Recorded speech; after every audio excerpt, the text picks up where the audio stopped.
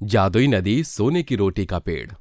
सुंदरपुर गांव में सुनैना अपने पति भीमा के साथ रहती थी। भीमा बहुत मेहनती था, लेकिन सुनैना बहुत चालाक थी। उनके पास किसी भी चीज की कमी नहीं थी और भीमा की सरकारी नौकरी थी, इसलिए सुनैना को उसका बहुत घमंड था।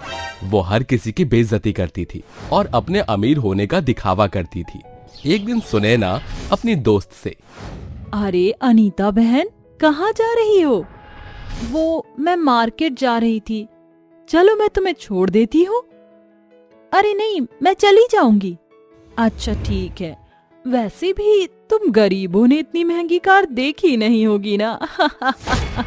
इतना कहकर सुनैना अपनी कार लेकर चली जाती है और ऐसे ही कुछ हफ्ते गुजर जाते हैं। और एक दिन रात को, अरे अभी तक भीमा जी आए नहीं हैं। उनकी मुझे चिंता हो रही है, पता नहीं कहाँ रह गए। अरे दरवाजा खोलो सुनैना, जल्दी। भीमा जी क्या हुआ?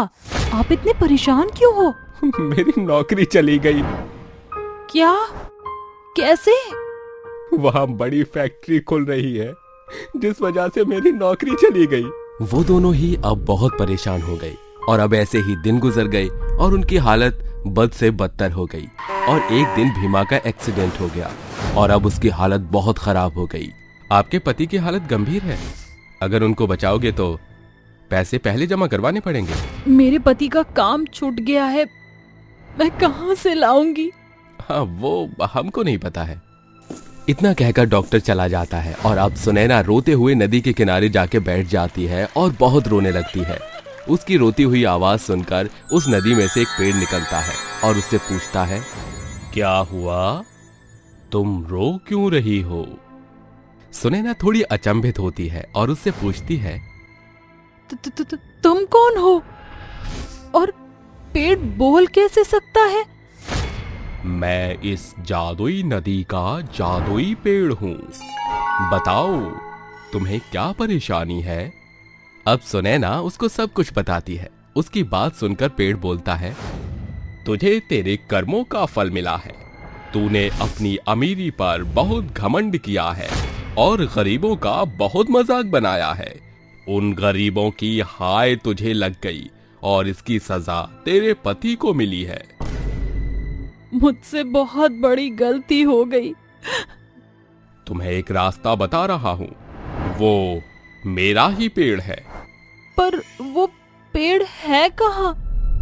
ये एक जादुई नदी है और इस नदी के बीचों बीच मेरा पेड़ तुम्हें दिखेगा और फिर तुम मेरे सबसे ऊपर वाली डाल पर चली जाओ। वहां तुम्हें तुम्हारे दुखों का समाधान मिल जाएगा।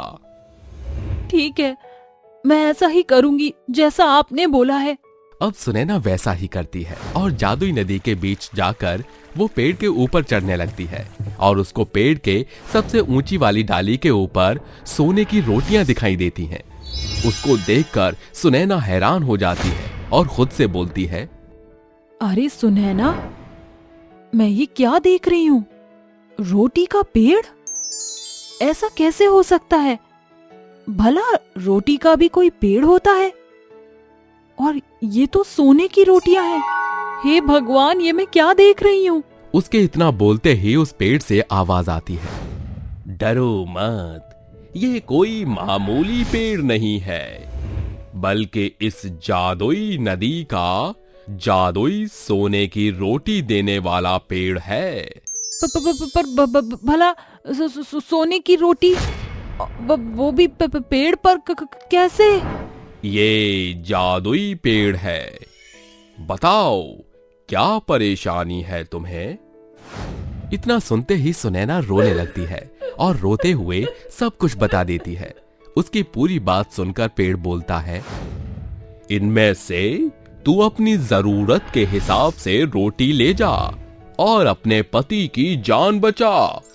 सुनैना रोटियां तोड़कर वापस घर चली जाती है और बाजार में जाके उस सोने की रोटी को बेच देती है और उससे जो पैसे मिलते हैं उससे वो अपने भीमा का इलाज करवा देती है।